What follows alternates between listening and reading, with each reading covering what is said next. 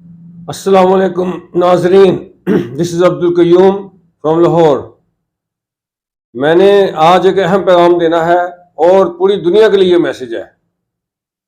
آج مجھے بہت غصہ چڑھا ہوا ہے اور میں بہت سخت ناراض ہوں سو کالڈ ترقی یافتہ ممالک سے، جو ہیومن رائٹس اور فریڈم سپیچ کے نام کے اوپر وہ کام کر رہے ہیں جو ان کو زیب نہیں دیتا۔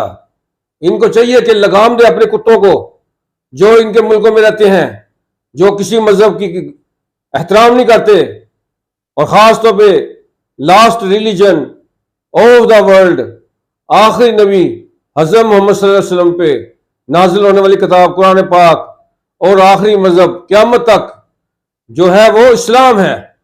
یہ سمجھنا ہوگا سب کو، اسی میں سب کی بقا ہے، اسی کے اندر سب کا بچت ہے، اسی اندر، کیونکہ اللہ تعالیٰ نے جو فیصلہ کرنا ہے لا الہ الا اللہ محمد رسول اللہ کی بنیاد پہ۔ جو اللہ تعالیٰ نے فیصلہ کرنا ہے اس نے اس بنیاد پہ کرنا ہے کہ کیا کوئی اس کو ایک مانتا ہے، کیا اس کی کتاب کو مانتا ہے، آخری کتاب، کیا حضرت محمد صلی اللہ علیہ وسلم کو آخری نبی مانتا ہے۔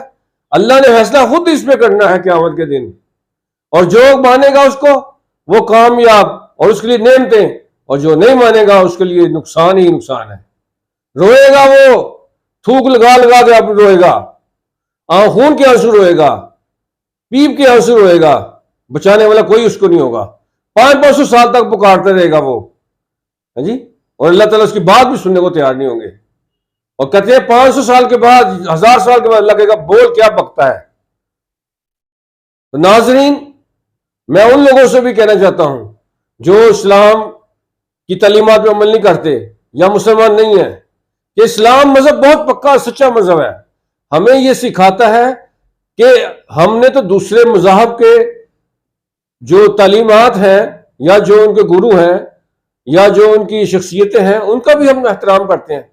ہمیں تو یہ تعلیم دی گئی ہے، اور یہ سو کالڈ یورپ اور یورپ کے یہ جو لوگ ہیں، اور یہ کیا کرتے ہیں، یہ کرتے ہیں جی فریڈم سپیچ کی آزادی ہے۔ یہ کیا ہے بھائی؟ آزادی، یہ آزادی تھوڑی ہے۔ جس سے معاشرے کے اندر انتشار پیدا ہوتا ہے وہ آزادی ہے، وہ آزادی کبھی بھی نہیں ہو سکتی۔ یہ تو مسلمانوں کو اور دوسرے ممالک کے جو دوسرے مذاہب کے لوگوں کو لڑا دیں گے۔ یہ لوگ، ان کا تو کام یہ ہے، یہ شریر لوگ ہیں، یہ چاہتے ہیں دنیا کے اندر شر پھیل جائے، یہ چاہتے ہیں کہ دنیا میں لوگ لڑ پڑے مر پڑے، ان کو کوئی غرض نہیں ہے۔ لہٰذا اسی میں بقا ہے تمام مذاہب کی کہ وہ ایسے لوگوں کے خلاف قانون بنائیں، ان کو پکڑیں۔ کیوں کہ مسلمان تو حضرت ابراہیم علیہ السلام کو ہی مانتے ہیں، جو حضرت ابراہیم علیہ السلام کو غیر مسلم کیا کہتے ہیں؟ ابراہم کہتے ہیں نا۔ داؤد علیہ السلام کو کیا کہتے ہیں؟ ڈیوڈ کہتے ہیں نا، ہاں جی۔ تو ہم تو ان کو بھی مانتے ہیں، ہم تو اسماعیل علیہ السلام کو بھی مانتے ہیں، ہم تو اسحاق علیہ السلام کو بھی مانتے ہیں، ہم تو حضرت عیسیٰ علیہ السلام کو بھی مانتے ہیں، صالح علیہ السلام کو بھی مانتے ہیں، عزیر علیہ السلام کو بھی مانتے ہیں۔ یہ تو ہماری قابل احترام شخصیتیں ہیں، یہ ہمارے یہ پیغمبر ہیں علیہ السلام، ہاں جی۔ ہم تو ان کا احترام کرتے ہیں، اور ہم تو آسمانی کتابوں کو بھی مانتے ہیں، ہاں جی۔ ہمیں تو یہ تعلیم دی گئی ہے ہمارے شرع کی طرف سے کہ آپ کسی مخالف کے جو نا بڑوں کو بھی برا نہ کہو، تاکہ اس کے بدلے میں یہ ہمیں ہمارے دین اسلام کی شخصیتوں کو برا بلا نہ کہیں۔ ہمیں تو یہ تعلیم دی گئی ہے، اور اللہ تو خالق ہے، مالک ہے، رازق ہے۔ کامیابی ناکامی، عزت ذلت، موت یا تو اللہ کے ہاتھ میں ہے۔ اللہ کے علم میں ہے کہ کس پتے نے گرنا ہے، کس نے نہیں گرنا۔ اللہ کے علم میں ہے دنیا میں کتنے ریت کے ذرات ہیں۔ اللہ ہی نے آدم علیہ السلام کو پیدا کیا بغیر ماں باپ کے۔ اللہ تعالیٰ نے ہی حضرت عیسیٰ علیہ السلام کو ماں کے ساتھ باپ کے بغیر پیدا کیا۔ یہ میرے اللہ کی طاقت ہے، یہ میرے اللہ کی طاقت ہے۔ حضرت ابراہیم علیہ السلام کو اس نے آگ کے اندر جو ہے بچایا، یا نار کونی بردا وسلام علی ابراہیم۔ یہ میرے اللہ کی طاقت، اس نے حضرت موسیٰ علیہ السلام کو پانی کے اندر سے گزار دیا اور فرعون کو ڈبو دیا۔ یہ میرے اللہ کی طاقت ہے جو سلیمان علیہ السلام کو لشکر تختہ چلتا تھا، وہ ہزاروں لوگوں کو لے کے چلتا تھا، اور جانوروں سے باتیں کر لیتے تھے، پرندوں سے باتیں کر لیتے تھے، تک چیونٹی تک کی آواز سن لی انہوں نے، ہاں جی۔ تو کہنا میں یہ چاہتا ہوں، یہ وہ اللہ جو کافر کو بھی رزق دے رہا ہے، جو اللہ کو نہیں مانتے اللہ ان کو بھی رزق دے رہا ہے، جو اللہ کی کتاب کو نہیں مانتے اللہ ان کو بھی رزق دے رہا ہے، جو اللہ کے نبی کو نہیں مانتے آخری نبی اللہ ان کو بھی رزق دے رہا ہے۔ اور یہ ہے لوگ کہ شریر لوگ یہ چاہتے ہیں کہ دنیا میں امن نہ ہو، یہ چاہتے ہیں کہ دنیا کے اندر جتنا بھی اسلحہ موجود ہے مختلف چھوڑیوں کے اندر، یہ باہر نکل آئے اور چل پڑے اور یہ نشت نبوت اس نظام کو، اس دنیا کو کر دے. یہ تو یہ چاہتے ہیں.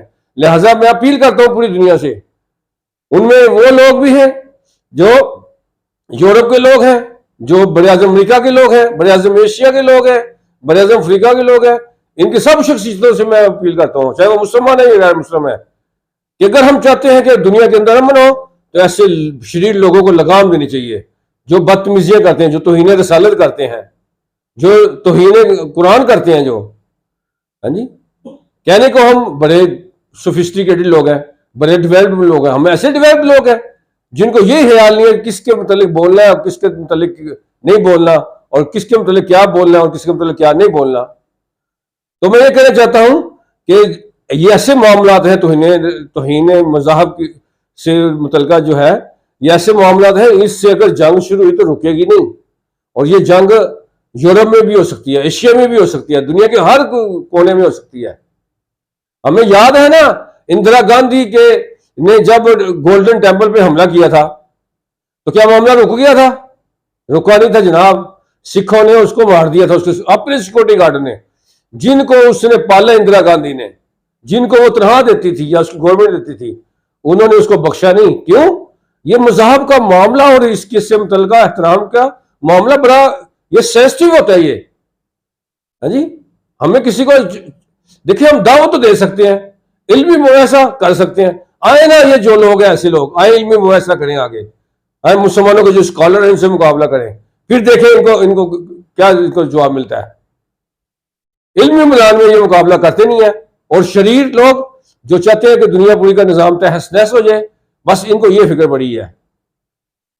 تو میں کہنا یہ چاہتا ہوں کہ اگر ہم چاہتے ہیں دنیا پوری میں امن ہو، اگر ہم چاہتے ہیں کہ دنیا کے اندر اسلحہ ڈپو کے اندر اسلحہ موجود رہے، باہر نہ نکلے، اگر ہم چاہتے ہیں کہ ایشیا اور یورپ آپس میں نہ ٹکرائے اور دوسرے ممالکوں کے ساتھ نہ ٹکرائے، تو برائے مہربانی میں اقوام متحدہ سے بھی اپیل کرتا ہوں اور OIC سے بھی اپیل کرتا ہوں اور یہ جو یورپ کی تنظیم ہے ان سے بھی امید کرتا ہوں کہ یہ ایسے لوگوں کو روکیں گے اور سفارتی تعلقات کے بروئے کار لاتے ہوئے ایسے لوگوں کو لگام ڈالیں گے، گرفتار کریں، ان کو سزائیں دیں ایسے لوگوں کو جو کسی مذہب کے بڑوں کا احترام نہیں کرتے.